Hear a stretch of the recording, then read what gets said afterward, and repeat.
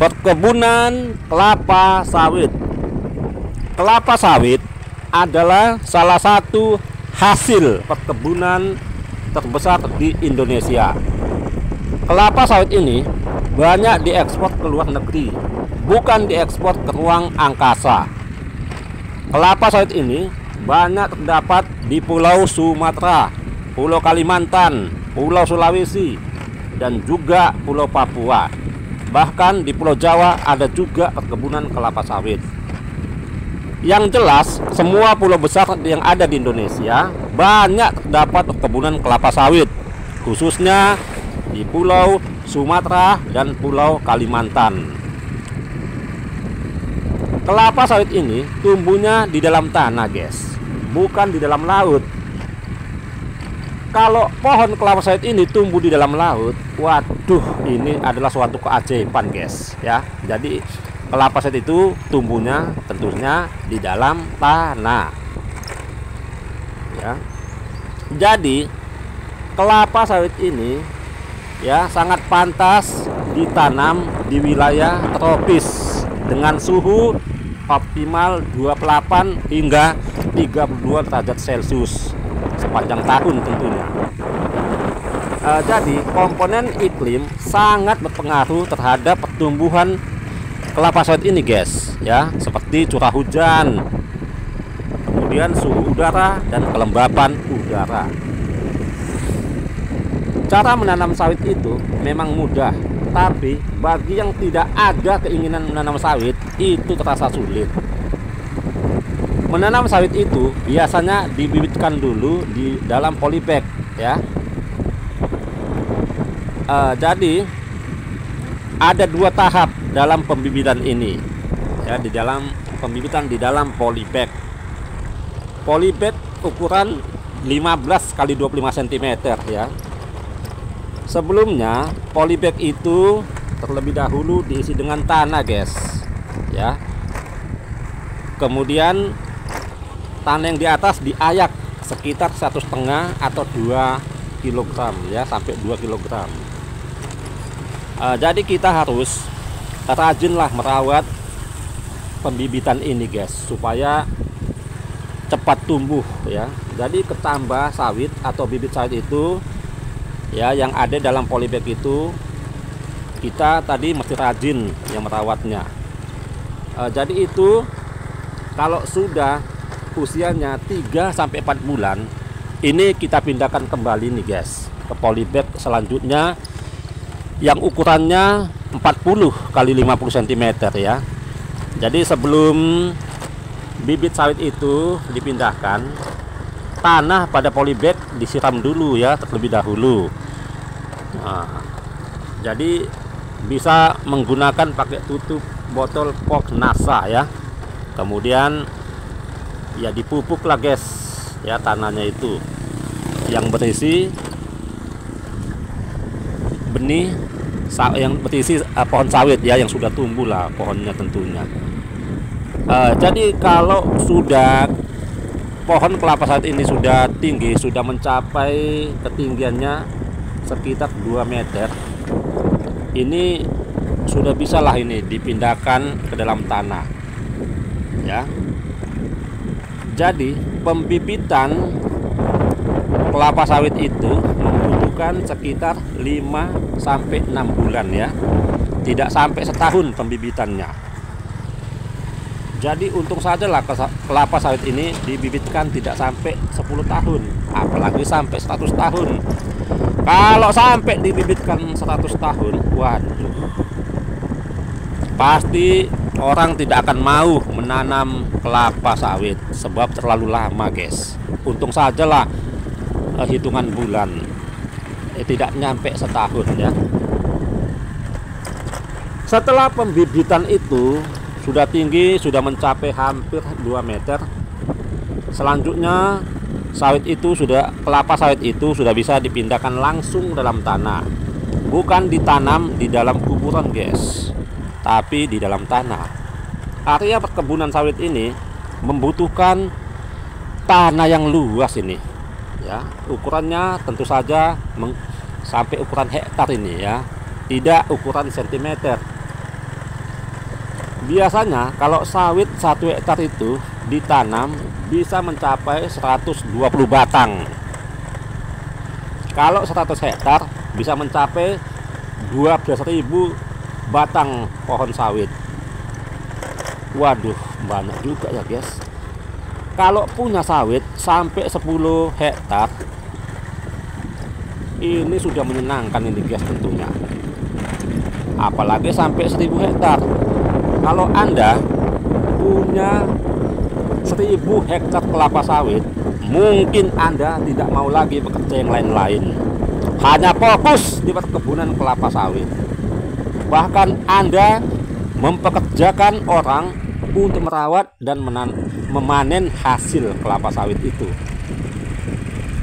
Jadi jarak menanam kelapa sawit itu antara 7 sampai 8 meter ya. Biasanya kalau perkebunan milik pribadi, jarak kelapa sawit itu sekitar 7 meter karena menghemat tanah.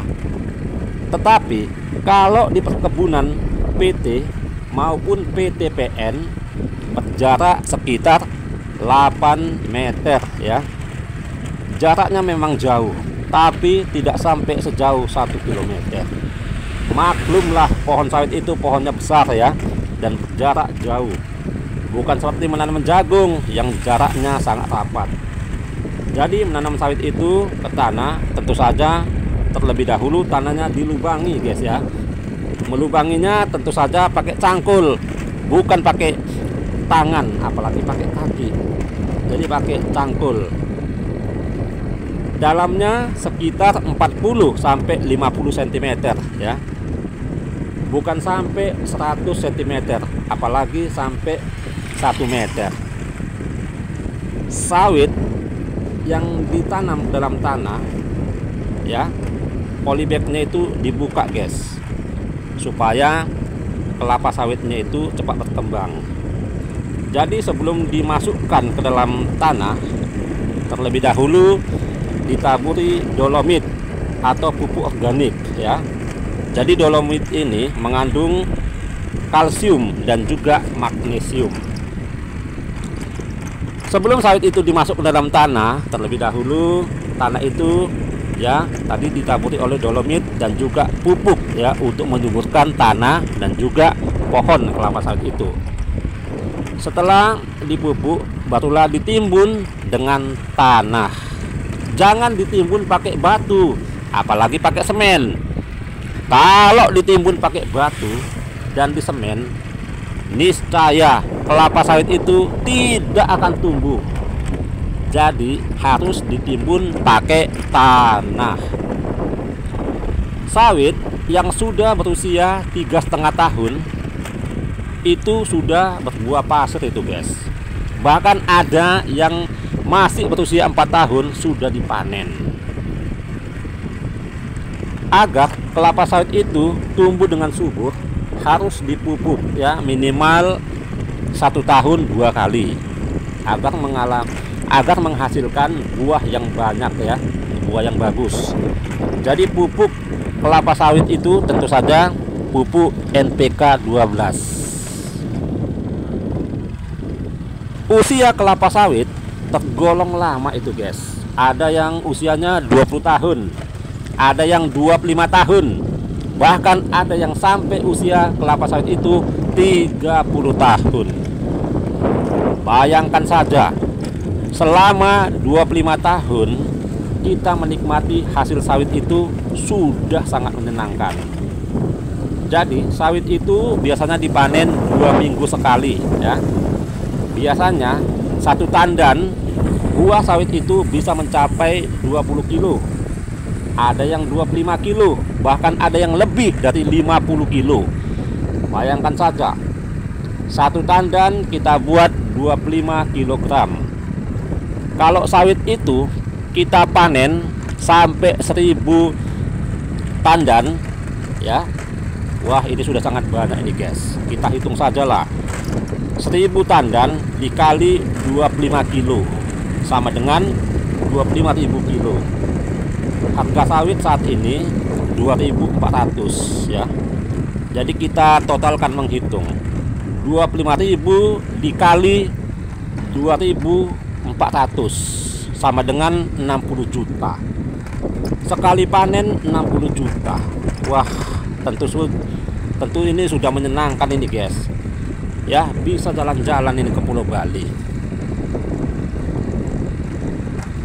Jadi kalau kelapa sawit yang pohonnya masih 5 meter, mungkin itu ya memanennya cukup hanya menggunakan dodos.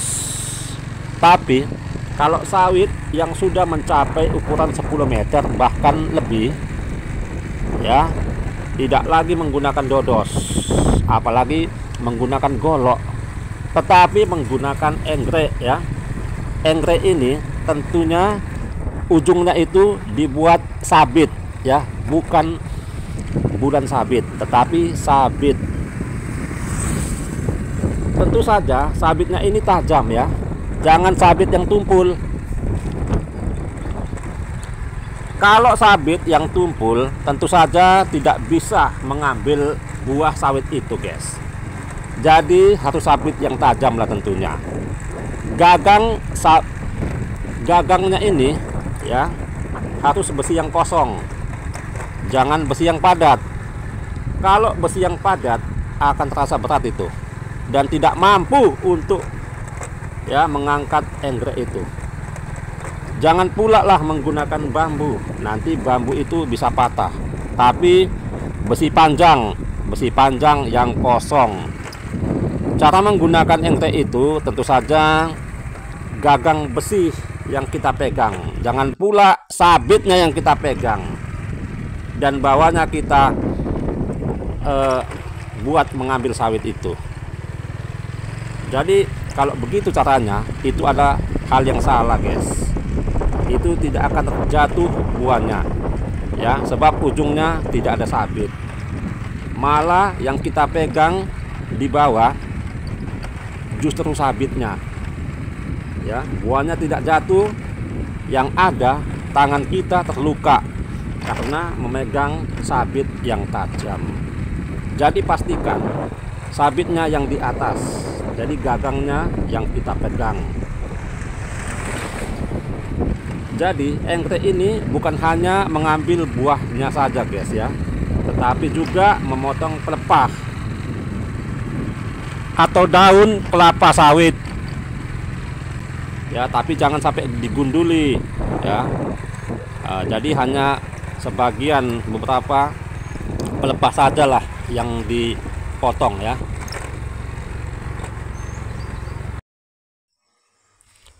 Biasanya kalau kelapa sawit yang dipanen dengan menggunakan enggrek itu adalah tandannya ya. Jika ada beberapa buah sawit itu yang terlepas dari tandannya, itulah yang disebut dengan berondolan. Berondolan ini wajib dikutip guys ya, jangan dibiarkan. Kalau dibiarkan nanti ada orang lain yang mengambilnya.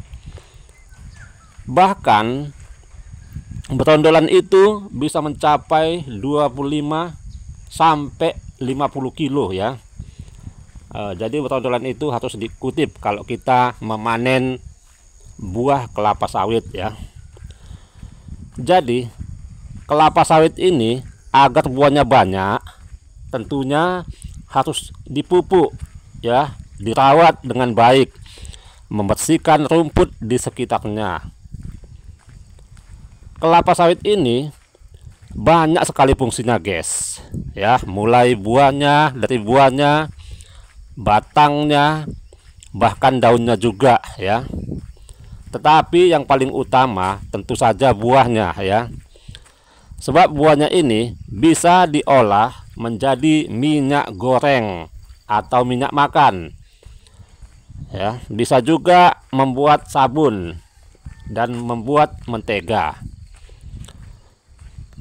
khususnya membuat minyak goreng ya. Itulah fungsi dari buah kelapa sawit.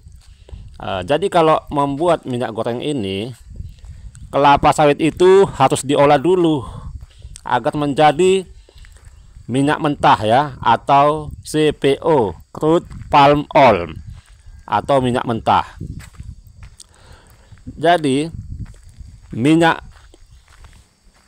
buah kelapa sawit ini diolah menjadi CPO itu di PKS atau pabrik kelapa sawit, bukan diolah di pabrik tenun, tetapi di pabrik kelapa sawit. Setelah buah sawit itu diolah menjadi minyak mentah atau CPO, selanjutnya diolah lagi menjadi minyak goreng atau minyak makan. Perkebunan kelapa sawit ini memang sangat menjanjikan dan sangat menguntungkan. Bahkan banyak orang yang sudah mempunyai lahan sawit. Ada yang 5 hektar, ada yang 10 hektar, bahkan ada yang lebih dari 100 hektar.